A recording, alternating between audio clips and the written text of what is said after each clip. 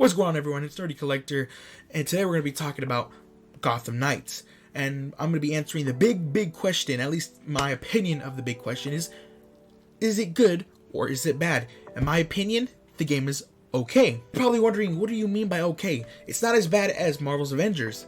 It's also not as good as any other superhero game that's came out recently, so yeah. By that I mean by any Batman Arkham games. And you guys are probably going to be yelling at your screen or commenting, why are you going to be comparing Batman Arkham to Gotham Knights? They're two completely different games. Well, here's my counter argument for it, is that why compare Spider-Man 2 from the PS2 web swinging to Spider-Man PS4 web swinging? People have been doing that. Of course, people will argue the same thing, but still, a lot of people compare Marvel Spider-Man PS4 to Spider-Man 2 PS2, where the web swinging was awesome and great and amazing, and Marvel Spider-Man from PS4 was also amazing. But that's my counter argument to that, so I'm going to be comparing Gotham Knights to Arkham series, because they're both Batman franchises. Okay, before we even dive into that, I'm going to answer the question. It is way better than Marvel's Avengers, because Marvel's Avengers is a level-based game where you just pick a level and beat up all the bad guys through that level, where Gotham Knights is an open-world game, and you can play with a friend in that open world and do different kinds of missions in that open world, so 10 times better than Marvel's Avengers. That's how much I'm going to compare it to Marvel's Avengers. Just that's it. I'm not going to compare it anymore because one's DC, one's Marvel. But as bad games, they're on par. But Marvel's Avengers, DC, Gotham Knights. So I'm going to get my biggest gripe out of the way with this game. And my biggest gripe is the combat. The combat, oh my gosh, guys. The combat feels super slow, especially when you compare it to Arkham.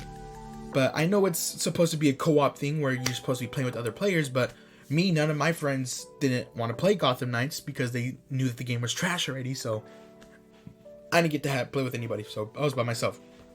And as a single player experience, it is terrible, because there's points in time where I'll be doing a finisher move, and then I'll get stuck in animation, and then a giant brute would come and smack me, and I'm like, really, bro?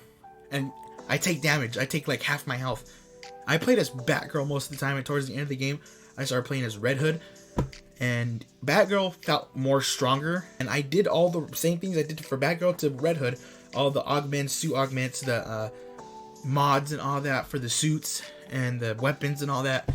And to me, Red Hood did not feel like a brute. He felt super weak. Whereas when I fought regular criminals, he did a little less damage than Batgirl did. I got to the point where I was playing the game and I just stopped doing side missions because the side missions were so repetitive. To unlock your travel system for each character, how Batgirl can glide, Red Hood can do this mystic leap, I already said Red Hood, Nightwing can use a Fortnite glider, and Robin can teleport. I thought unlocking one of the traversal systems for one character would unlock it for all of them, but no. So the way it works, you have to do these Knighthood, I think it was called, Knighthood missions, where you have to do like 4 different challenges for the character, and then I had to do that for Batgirl and for Red Hood, and oh my gosh, it was so tedious, so boring. And then, oh my gosh, bro, at some point in the game you have to fight the Court of Owls. They have the Talons, right? The Talons are so annoying to fight because they were so much faster than me, and they do so much damage, and then you do like little to no damage to them when you fight them. You're like just constantly beating them down, and I'm like, bro. Speaking of story, the story was awful, bro. Awful. I want to say awful, probably just bad. It was very boring, bland. I was uninterested.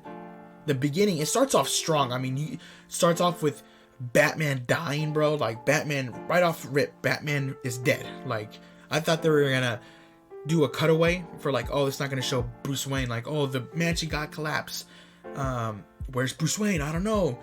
And then they're gonna do something where he's like, oh, I'm not really dead, guys, I'm here. But no, he's dead. They lift up a rock and he's just right there like, I'm like, bro, they really killed him. They really killed my man while fighting Ra's al Ghul. Just saying, Arkham Batman beat Ra's al Ghul while being sick and in a different dimension. Just saying.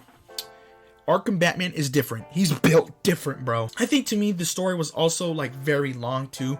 It didn't really need to be that long. They could have just tightened it up. I don't know about you guys, but to me, the Court of Owls just really just kind of disappeared after the main bad guy. Spoiler alert, spoiler alert. After the main Court of Owl guy, the main leader, dies by Talia al Ghul, they kind of just disappear. That Court of Owls is no longer relevant to the story, and then you go chase Talia al Ghul. Like I said, spoiler. All this is spoiler. You go chase Talia al Ghul through the sewers or whatever. You basically, the rest of the story is about the League of Assassins, about Bruce Wayne and how he comes back to life. And Court of Owls, after the initial coming up of them, they're nothing really. They just take off and never seen again throughout the story. And basically at the end of the story, they're just like, oh, we'll expose you, Court of Owls. We will come back and we will get you. Like if they're setting up for Gotham Knights 2, which I hope they don't, unless if it's better. It wasn't a good game altogether. If I had to give it a rating, probably a 4, maybe 5 as an average. 5 to me, 5 out of 10 is like okay. 6 or 7 is like good. 8, 9 is great. 10, amazing, best game ever. God of War was a 10. Elden Ring, 10.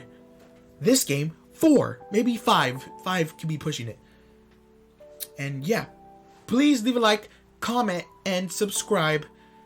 That's the end of the video, guys. Hope you guys enjoyed it. And please share the video to people who do like these kind of content. If you're not a person that likes this content, go ahead and share it. Thank you. Peace.